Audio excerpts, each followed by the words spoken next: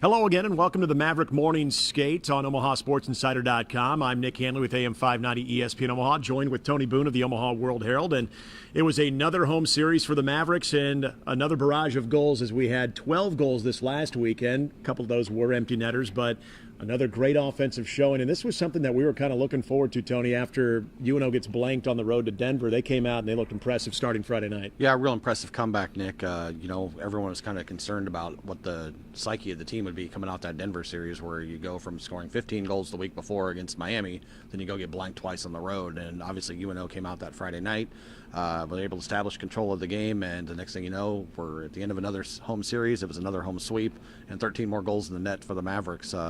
Certainly a great bounce back, and it put them in a pretty good spot going into this week's series against St. Cloud State.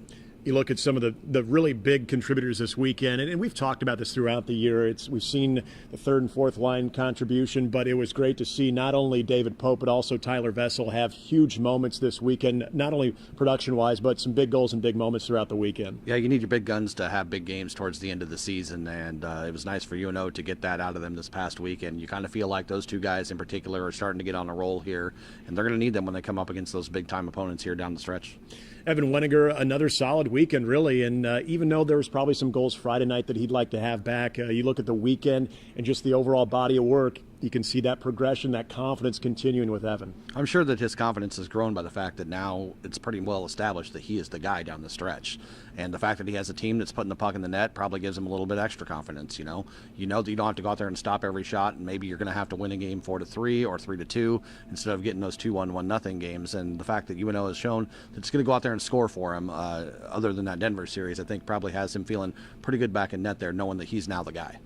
Well, the Mavs avenge a sweep against Western Michigan by sweeping them this past weekend. They'll take on another team who they got swept right here at Baxter Arena against a very good St. Cloud State team. And, Tony, this St. Cloud State team, when they came here to Baxter Arena and really in the first half of the season, they look like not only the best team in the conference, but probably in college hockey. A lot of people saying this could be a favorite to even win a national championship.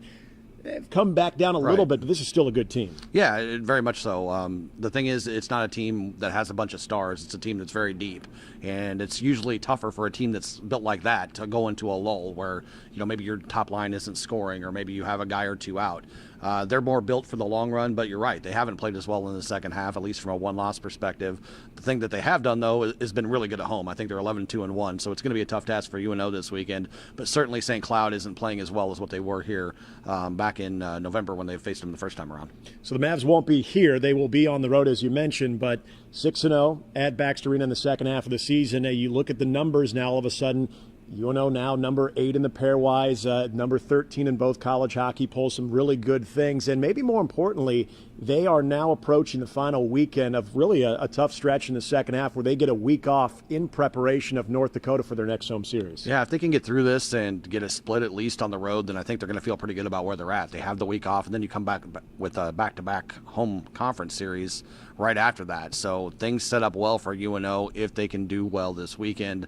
And I know a lot of guys have been kind of banged up at this time of the year. It's the same for every team around the country. But the fact is you can go kind of sell out this weekend and leave it all on the ice and, lick your wounds after the fact, because you do have that extra week to prepare for those next couple of home series that follow it. What else is new? Another top 15 matchup for UNO this weekend. They will take on St. Cloud State out in St. Cloud at the Herb Brooks Center. That'll be 7:37 Friday night and 7:07 Saturday night. Big thanks to Omaha Video for providing our highlights, and, of course, a full preview of the UNO St. Cloud State series tomorrow at the Omaha World Herald by, of course, Tony Boone. Once again, for Tony Boone, I'm Nick Hanley. Thank you for watching the Maverick Morning Skate on OmahaSportsInsider.com.